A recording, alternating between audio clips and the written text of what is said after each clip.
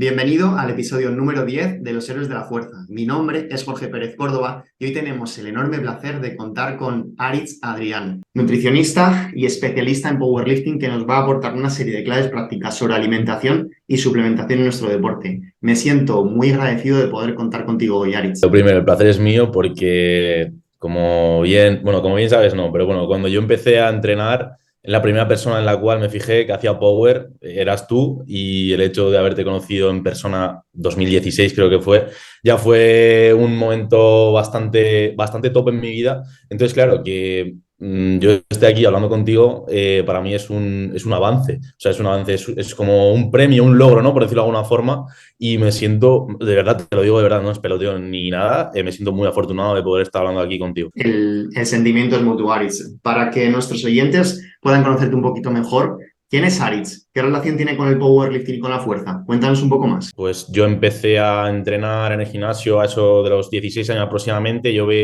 Bueno, la gente de alrededor me decía que tenía bastante fuerza y tal. Entonces yo, claro, yo quería medir esto de alguna forma objetiva, pero por aquel entonces yo no sabía cómo hacerlo. Entonces, pues me puse a buscar en YouTube, apareciste tú, etcétera, etcétera. Entonces, pues al siguiente año ya decidí competir. 2016, creo que era por ahí más o menos, o 2017, no me acuerdo. Y a partir de ahí, pues competí durante bastantes años consecutivos en la categoría de menos 74, hasta llegar a competir en el Europeo 2019 ya en menos de 83, y desde entonces no he vuelto a competir más. Ahora simplemente me dedico a llevar la nutrición bueno, sobre todo chicas de Power, porque bueno, considero que se me da bastante bien, he estudiado bastante sobre este tema en concreto, el tema de las categorías de peso, etcétera, y me gusta, pero lo que es a nivel atleta, ¿no? Por decirlo de alguna forma, pues estoy totalmente desvinculado. O sea, entreno simplemente por salud, una hora y cuarto todos los días, pero no hago básicos, no hago absolutamente nada relacionado con el Power. Así que nada, mi vínculo ahora mismo, o mi nexo con el Power es llevar a atletas, meterlos en categoría y hacer que rindan, nada más. De tu época, Aritz, como powerlifter de competición y cuando le has estado dando más caña a los entrenamientos, ¿cuáles han sido tus mejores levantamientos en entrenamiento o en competición y cuáles son los que recuerdas con más cariño? Pues entrenando tenía lo máximo que he llegado a tirar han sido 262 en squat, 155 de banca y 300 de muerto. El peso, bueno, el levantamiento que más ilusión me hizo fueron los 300 de peso muerto, ¿no? Porque era la típica marca que quería alcanzar todo el mundo y tal. Y la verdad es que ese momento fue bastante top. Luego en competición, como al final yo no me sentía muy seguro de mí mismo durante las competiciones, me ponía muy nervioso, no sabía gestionar esto muy bien, pues entonces mis marcas eran bastante menores con respecto al entrenamiento. Entonces, lo mejor que he llegado a tirar, muy por debajo de lo que he llegado a tirar entrenando, 240 en squat, 140 en banca, creo, y 260 en peso muerto, que eso fue en el europeo, en el cual competiste tú también, me acuerdo, en 83. Y de estos levantamientos, Aritz, ¿hay alguno que recuerdes con cariño? Me decías lo del peso muerto, ¿no? Por ejemplo, esa cifra que teníamos todos ahí de los 300 que estábamos obsesionados, ¿no? Totalmente, Con ese número. Quizás era la que más totalmente. tenías ahí en mente, ¿no? Sí, sí, sí, sí, sin duda, sin duda. Porque además ni siquiera tocaba. O sea, yo recuerdo que por aquel entonces me estaba llevando el entrenamiento montadito de lomo, me Sí. puso un bloque, no sé si era 3 4 repes o algo así, y yo hice lo que me dio la gana. Empecé a tirar single semana a semana, subiendo el peso todas las semanas, porque yo me acuerdo que tenía el time to peak en la quinta semana y digo, "Buah, es que le den, me siento bien". Pues hice en la tercera exposición 272, que me acuerdo perfectamente, la siguiente exposición 290, ese día intenté 300, los fallé y la siguiente semana dije, esta ya sí que no los vuelvo a fallar. Y pues ya los tiré y tal. Y desde entonces ha sido, pum, hacia abajo. No he vuelto a hacer absolutamente nada, pero los 300 sí, sin duda. Yo me acuerdo, Aritz, de esos míticos vídeos entrenando en el gimnasio donde grababas, que tenías un rack de estos como de endebles, ¿no? O daba la Los sensación que palos. los palos, ¿no? Era como, Total.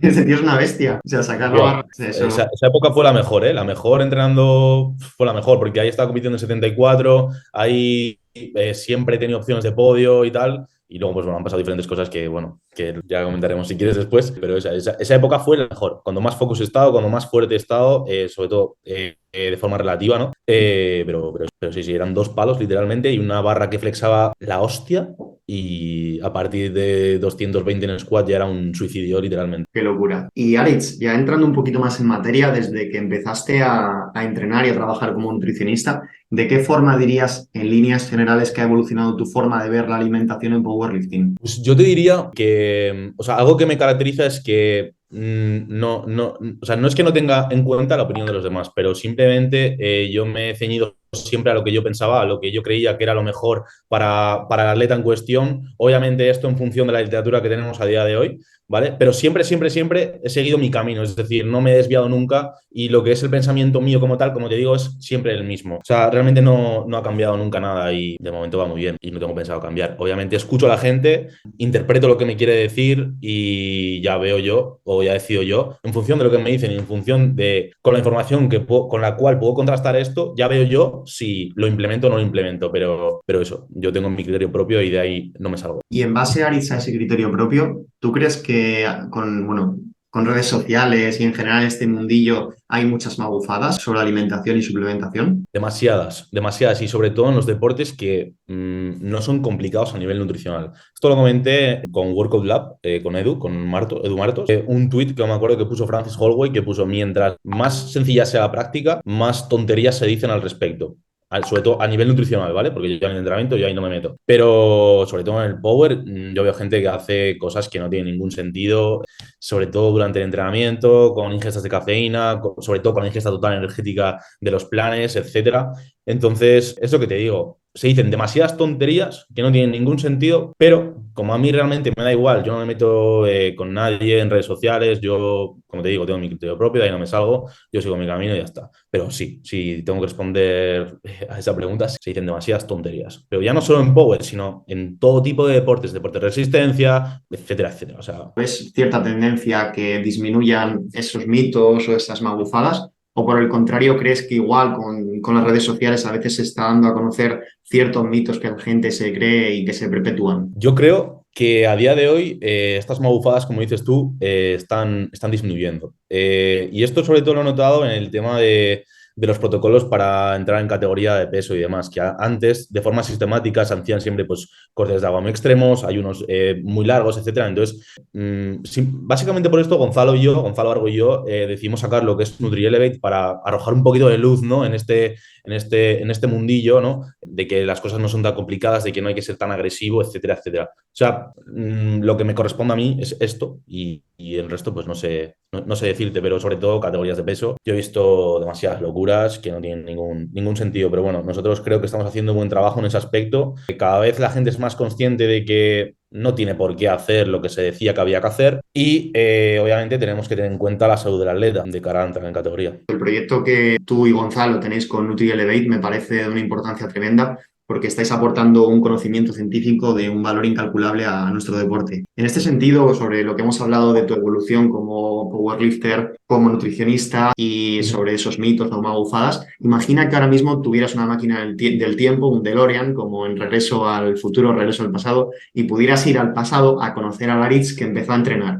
¿Qué consejos específicos sobre alimentación y suplementación le dirías? No al Aritz que ya era nutricionista, sino al que empezó a entrenar con pesas y a hacer sentadilla, press banca y peso muerto. Yo desde un principio he tenido siempre alguien que me llevase la nutrición como tal, que en este caso fue Gonzalo. Entonces, lo único que le diría a ese Aritz es que hiciese más caso a lo que a lo que me decía por aquel entonces mi nutricionista, ya no solo a nivel de nutri, sino a nivel de entrenamiento también, que no se me fuese la olla durante los entrenamientos cuando me sentía un día mejor y hacía lo que me daba la gana. Luego también escucharle cuando me decía: tienes que subir de categoría, tienes que subir de categoría, tienes que subir de categoría. Yo no sé cuántas veces me propuso subir de categoría, pero yo no quería. Y ese ha sido el mayor error que he podido cometer como atleta, porque me he visto muy, muy limitado a la hora de progresar y a la hora de competir sobre todo. Pero eso, hacer mucho más caso a lo que te diga la persona a la cual tú contratas. Es que encima es que parece de coña, porque yo le contrato a esa persona para que me guíe, no para no hacerle caso a lo que me está diciendo, ¿sabes? Si bien es cierto que igual que cuando hablamos de programación del entrenamiento es necesario individualizar,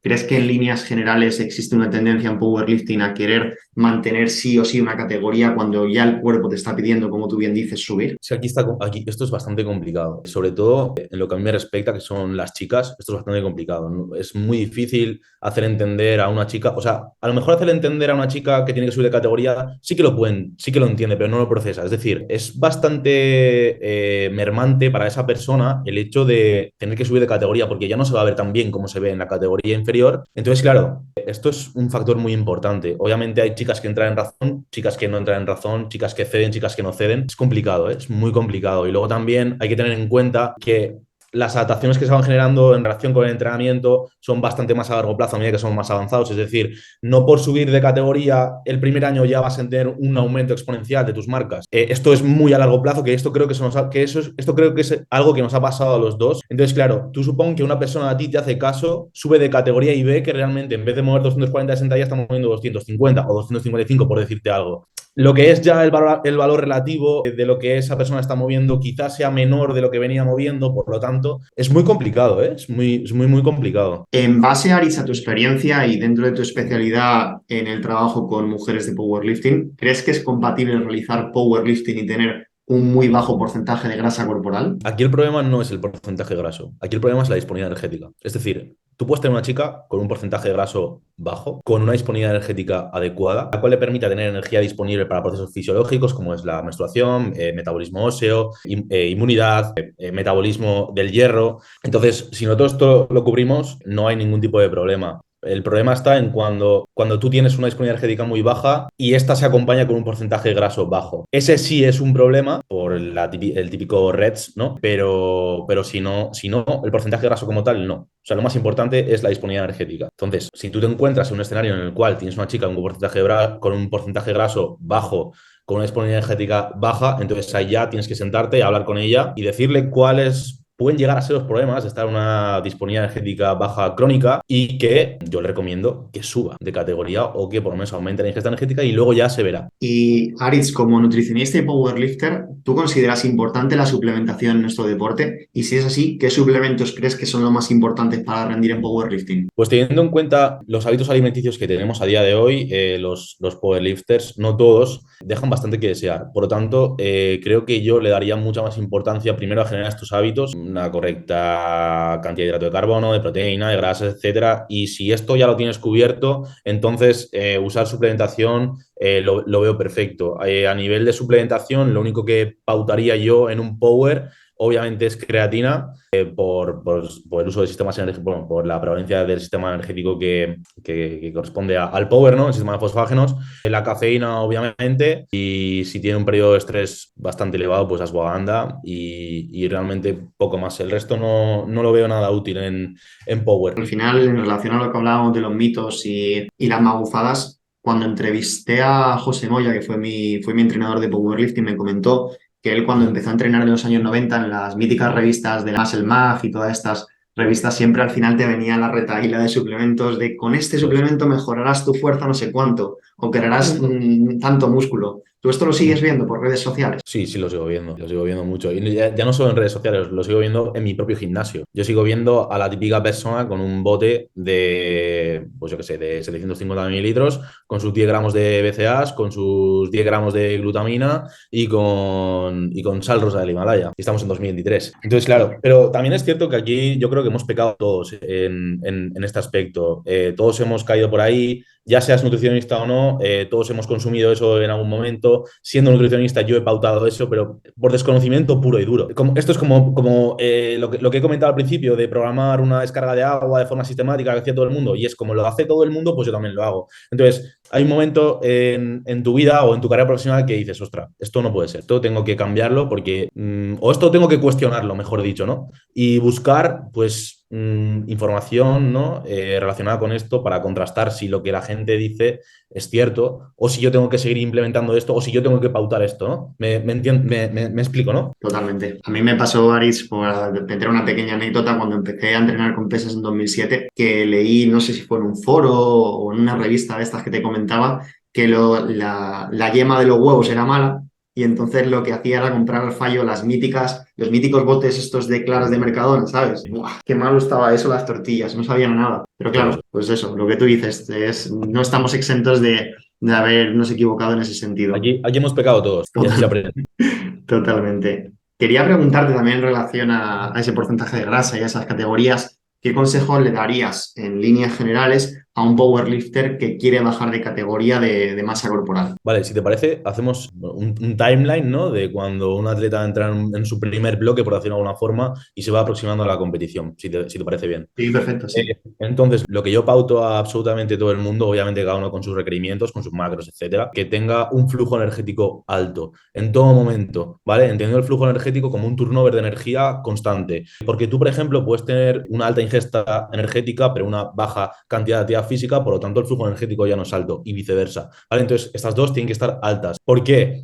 Lo primero, por si una persona está en déficit energético, la cantidad que va a haber en el plato va a ser mucho mayor. Por lo tanto, esto va a generar bastante más adherencia, se puede prolongar mucho en el tiempo. Y sobre todo, y lo más importante, aparte de una mejora de la oxidación de grasa, bla, bla, bla, lo más importante es porque tú tienes que preparar el terreno para cuando llegue la semana previa a la competición, ¿vale? No es lo mismo cortarle a una persona que está caminando 12.000 pasos al día y está ingiriendo, por decirte algún chico, 3.500 calorías, que a una persona que viene caminando 5.000 pasos y está comiendo 2.000 o 1.800 calorías. Lo estoy inventando totalmente, ¿vale? Entonces, claro, el margen que tienes de esa persona que está consumiendo 3.500 calorías para cortarle y la respuesta que va a tener a esa pérdida aguda de peso va a ser muchísimo mayor que la otra. Es decir, a la otra persona, ¿de dónde le vas a cortar? No tienes de dónde cortarle. Tienes que utilizar otros protocolos que seguramente no quieras utilizar porque no has hecho el trabajo que tenías que hacer previamente. Entonces, esto es lo más importante. Luego, lo que digo, un flujo energético alto y a nivel de macronutrientes, por decirte números, la cantidad de proteína dependerá del estatus energético del plan.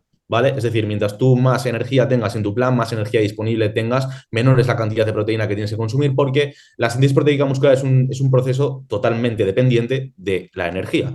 No me acuerdo cuántos ATP son por cada enlace peptídico, ahora mismo no me acuerdo, pero era bastante. Entonces, un rango de 1,2, 1,8 máximo, no más. La cantidad de hidrato de carbono, 4, 5, 6 gramos de hidrato de carbono como muy mucho, y la cantidad de grasa no la reduciría de un 20% aproximadamente, entre un 20 y un 35, un 20 como poco, ¿vale? Como límite inferior.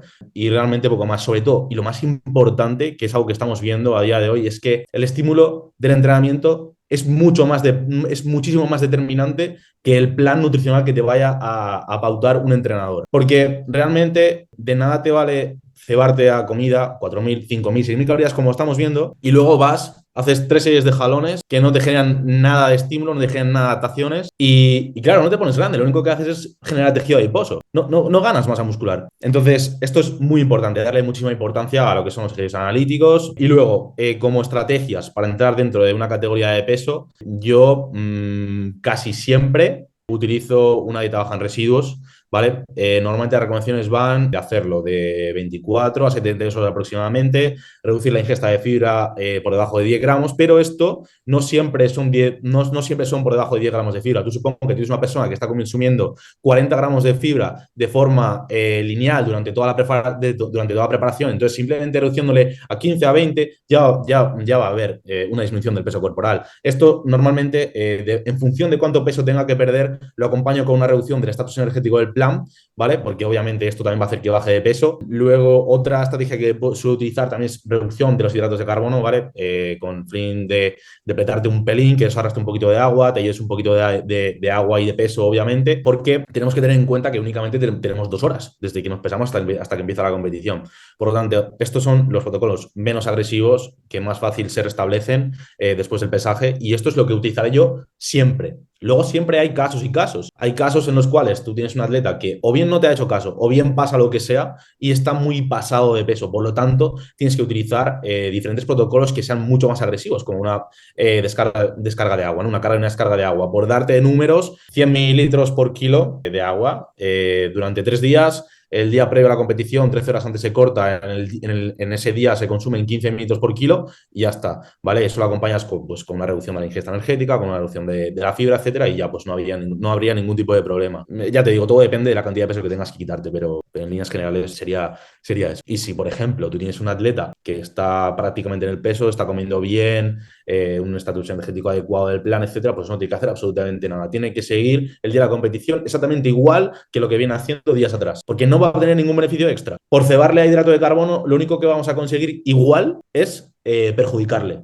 porque no sabemos cómo le va a sentar. No lo hemos probado, no sabemos cómo va a sentar. En el caso, Aritz, de que estemos en una situación contraria, que justo lo que veníamos hablando antes, queremos subir de categoría de masa corporal, ¿qué recomendaciones generales nos darías para no acumular un exceso de grasa durante esta subida? Vale, pues yo creo que hay que tener en cuenta el estado de entrenamiento de la persona, ¿vale? Si tú, por ejemplo, eres un novato, puedes permitirte subir más peso corporal por semana. Si tú eres una persona avanzada, a medida que seas más avanzado, tienes que subir menos peso corporal por semana. Entonces, bueno, obviamente porque generar lo que es tejido magro es realmente difícil. Es complicado, no imposible, pero sí es difícil. Y esto básicamente se traduce por cambios en la síntesis proteica muscular, ¿vale?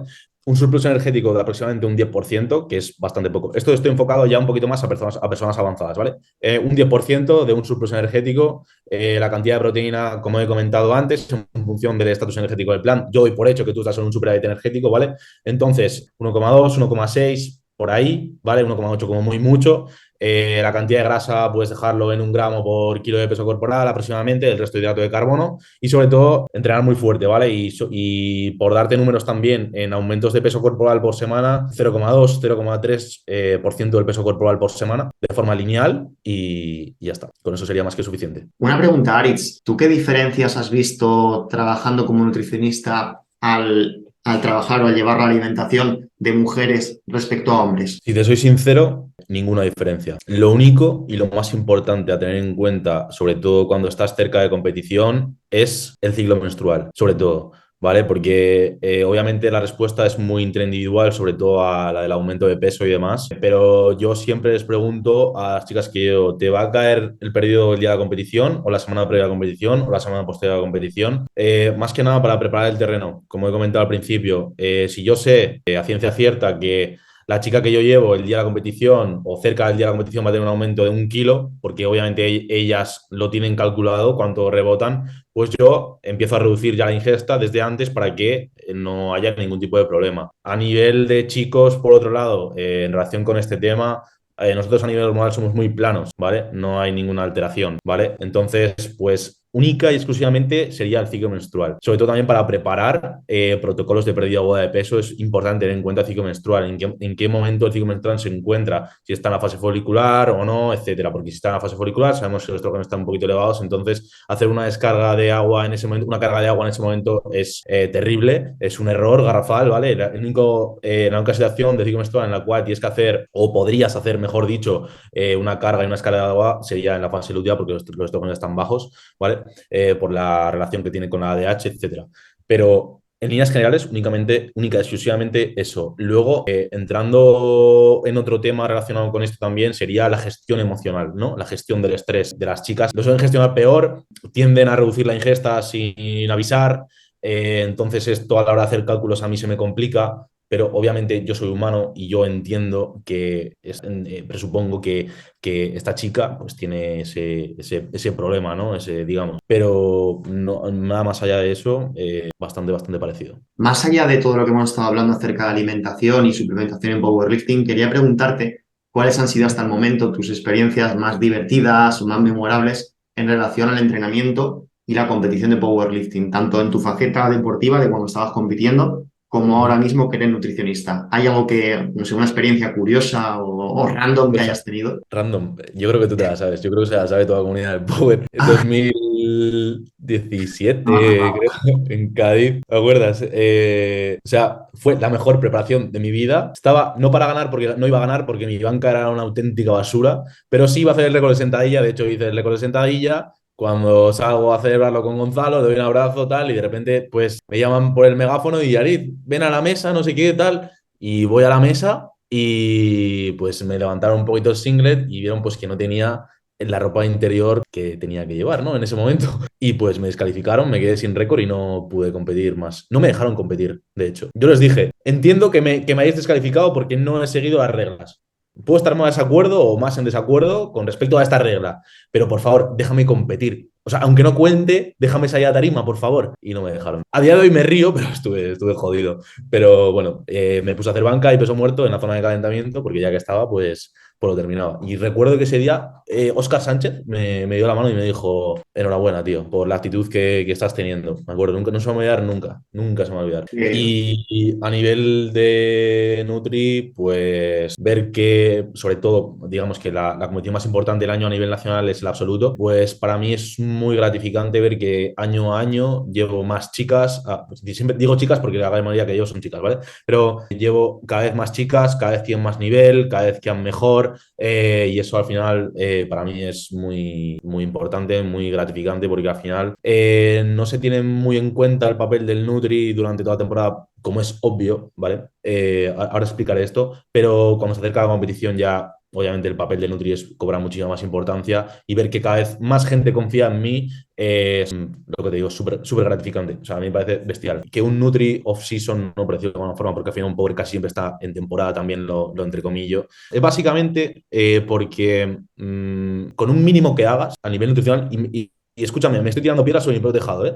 Con un mínimo que hagas, con una mínima disponibilidad energética que tengas, con un mínimo de macros que tengas, tú vas a rendir, te vas a recuperar y vas a generar adaptación. Siempre y cuando el entrenamiento esté bien pautado, bien programado y el estímulo que se lleve sea el correspondiente, ¿no? O el que se tiene que llevar. De hecho, yo personalmente, voy a decir chicas siempre, ¿vale? A las chicas que llevo les digo, cuando termina la competición, o sea, haz lo que quieras, vete, no me pagues y tú te tiras un mes, dos, tres, los que tú quieras, comiendo lo que te apetezca. Lo único que te digo, intenta no pasarte de este peso corporal para que luego no se nos complique y cuando estés al mes y medio antes de competir, me escribes, ¿vale? Me escribes, te meto en categoría y ya está. Y luego ya sigues tu propio camino. Si necesitas hacer una pérdida de grasa después de la competición, pues obviamente yo te ayudo y ya está. Pero ¿sabes qué es lo mejor de todo esto? Lo mejor de todo esto es que siempre, siempre, siempre me escriben. Cuando se van, vuelven. Y es muy importante esto. O sea, esto es bestial. Vamos, a mí, por ejemplo, que termine faking la competición, que se vaya por su cuenta y que luego venga y me escriba y me diga, oye, ¿me metes en categoría? Y yo, claro, por supuesto. Que Ana, o sea, Fake Inma, campeona de menos de 63 absoluta. Ana Lores, campeona absoluta de menos de 47. Que me venga un mes antes y me diga, oye, ¿me puedes meter en categoría? ¿Tienes sitio para una hormiga como yo? No sé qué tal. Entonces, claro, o sea, eso para mí es increíble. Luego aquí también otra cosa importante es que otra persona en mi lugar, no sé quién, pero otra persona en mi lugar seguramente intentaría convencer a esa persona con argumentos totalmente absurdos de que tiene que seguir contigo en ese momento porque es súper importante. Pero es que realmente no lo es. Y como te digo, yo siempre sigo mi criterio y sigo mis valores. Si yo sé que esa persona no va a tener ningún beneficio por seguir trabajando conmigo, yo se lo voy a decir. El hecho de decírselo y el hecho de ser honesto hace que esa persona vuelva. Y que vuelva es muy importante, muy, muy importante. Un tema, Aritz, que pregunto a los héroes que pasan por este podcast es acerca de cómo se organizan en el día a día y lo que quisiera saber es, un poco en líneas generales, que aproximadamente yo entiendo que hay un cambio de día a día, ¿cómo te organizas desde que te levantas por la mañana o despiertas por la mañana hasta que te acuestas? ¿Y qué consejos generales nos darías para mejorar nuestra productividad y nuestra capacidad de aprovechar el día y conciliar el power con otras facetas? Vale, bueno, yo aquí te voy a decir que yo aquí soy bastante, bastante nazi, ¿vale? Yo, salvo casos excepcionales, hago todos los días lo mismo. Yo me levanto todos los días a las 5 de la mañana. Lo primero que hago es leer una hora algún libro que me esté leyendo, totalmente ajeno a lo que es la nutrición, el power, etcétera, ¿vale? Desayuno, me voy a entrenar y durante el cardio que estoy haciendo, que tengo una hora de cardio, pues escucho un podcast que dura una hora, ¿vale? Aquí es una forma en la cual puedes aprovechar el tiempo, porque una hora es muchísimo tiempo en tu día. Entonces, si invierto ese tiempo en escuchar un podcast ya relacionado con la nutrición, pues estoy avanzando. Luego voy a casa, como y directamente me pongo a trabajar hasta que termino todo el trabajo que tengo que hacer. Obviamente yo tengo escrito una agenda lo que tengo que hacer. En el momento que lo termino todo, pues me tomo un pequeño break de 10 minutos y ya me pongo pues lo típico, ¿no? A leer papers hasta que me estalle la cabeza. Y me estalla la cabeza aproximadamente a las 7 de la tarde, porque claro, tú piensas que yo me levanto a las 5 todos los días. Entonces, a las 7 corto, ceno a las 7 y cuando termino de cenar, como ya tengo un poquito más de energía, sigo leyendo y cuando termino de leer, pues me cojo otra vez el libro y sigo leyendo el otro libro y ya está. Y luego me meto en la cama a eso de las 9:30 aproximadamente y al siguiente día lo mismo. Y lo mismo, y lo mismo, y lo mismo, y lo mismo, todos los días lo mismo. Es la única forma en la cual yo considero que tengo el control absoluto en mi vida, ¿no? Y que me siento productivo. En relación, Aris, a esto que has comentado de la lectura, me gustaría preguntarte que en relación a tu desarrollo personal, profesional y deportivo, ¿qué recursos nos recomendarías, como pueden ser libros, películas y demás, para seguir aprendiendo sobre alimentación en powerlifting? O en general, ¿qué nos recomiendas? Vale, si quieres aprender sobre un tema en específico y no te quieres leer todos los papers que hay, tienes diferentes plataformas como son The Strength Society, Innova Academy, FISAC también. Esas son, bueno, luego también está la página web de Francis Holloway, GS, creo que se llama. Esas cuatro son muy top, muy, muy top. Yo me he hecho muchos cursos, como siempre digo y siempre voy a decir, de Marcos Rueda. Para mí ha sido mi referente desde que he empezado. Si quieres cosas específicas, bueno, es que realmente en PubMed también puedes buscar cosas específicas, pero bueno, ya me entiendes. Directamente a los cursos, que al final también escuchar viene bien, básicamente si tienes la casa saturada. Luego, por ejemplo, también antes que se me olvide, la página web de Carlos Hernández o Carlos por Nutrition, está sacando unos cursos que son increíbles. Sobre todo tiene el de deportes de resistencia, el de la carga de carbohidratos, creo que solo tiene dos, esos dos son muy buenos, yo los he hecho. Y luego para leer pues diferentes revistas científicas, sobre todo PubMed a fuego y realmente nada más. Como libros físicos no, nunca he comprado ninguno, PDFs y demás que me descargo pues son papers y realmente nada más. Aquí yo creo que a lo mejor tú podrías aportar algo más que yo, porque yo... En relación, Aritz, a lo que me has comentado de que sueles leer libros o temáticas más allá de la nutrición o la alimentación y la suplementación, ¿qué estás leyendo ahora mismo? ¿O cuál es que es lo último que has leído? Pues mira, ayer me terminé un libro sobre el estoicismo y hoy me estoy leyendo, bueno, hoy he empezado a Piensa y razona como Sócrates. No lo conocía ese. Mira, me lo apunto. Muy Piensa bueno, y razona muy como bueno. Sócrates. Qué Ese bueno. es. Luego te lo paso. Y luego también bueno, leo mucho a Napoleón Hill, no sé si sabes quién es, Sí. Clement Stone, Piense y hágase rico. Piense ya de rico, y luego La filosofía del éxito. Y Ujú. es que realmente todos los libros de Napoleón Hill son bestiales, de Clement Stone también, de Brian Tracy también, y realmente Mario Alonso Puig también, y creo que ya está. Bueno, ya vale. Son muy buenas recomendaciones y por ahí vamos a poder encontrar seguramente nuevas lecturas. ¿Cómo resumirías, Aritz, en una frase el mensaje clave o el supermensaje que quieres que quien nos esté escuchando se lleve a casa y pueda aplicar desde ya? ¿Se puede resumir en una palabra? Sí, perfectamente. Perseverancia. Perseverancia. Me Hagas, gusta mucho. hagas lo que hagas, sé perseverante. Y luego, obviamente, pues tener en cuenta que, obviamente, durante tu camino, independientemente cuál sea, independientemente a lo que te quieras dedicar, siempre hay fracasos. Sí, siempre hay fracasos momentáneos. Pero bueno, yo siempre digo, a raíz de libros de Napoleón Hill y demás, que hay una frase que siempre que me dejó marcado, es que cada fracaso momentáneo deja una semilla equivalente en cuanto a éxito se refiere, ¿vale? Entonces hay que saber identificarlo y hay que utilizar sobre todo los fracasos como, o sea, no, o sea, es decir, que para ti un fracaso no sea un agujero negro, que sea un escalón. Aprender de él con una actitud mental positiva, obviamente, afrontarlo de una buena forma y luego todo llega. Así que la palabra sería perseverancia. Qué bueno, Aritz. Muchísimas gracias porque me parece que este mensaje tiene un valor, igual que te he comentado antes en relación a lo que comentabas de alimentación y suplementación. Este mensaje sobre la perseverancia y sobre aprender de los fracasos y los errores tiene un valor incalculable. ¿Dónde podemos encontrarte y seguirte en redes sociales para seguir aprendiendo más? Pues solo tengo Instagram, aritadrian96 y listo. Luego tengo también la cuenta de NutriElevate y ya está. No tengo absolutamente nada más. Genial, pues te buscaremos por ahí para estar al día de lo que vayas subiendo. Muchas gracias, Aritz, de corazón de nuevo por estar aquí. Ha sido un placer enorme poder aprender contigo. Nada, gracias a ti. Siempre, Muchas siempre, gracias, amigo Aritz. mío. En el episodio de la semana que viene contaremos con Adrián Manzanares o Adri Rau, que es fisioterapeuta y redactador especializado en powerlifting y en toda la recuperación del dolor y las lesiones en este deporte. Así que esperamos de corazón que te haya gustado este episodio y nos vemos en el siguiente. Un fuerte abrazo.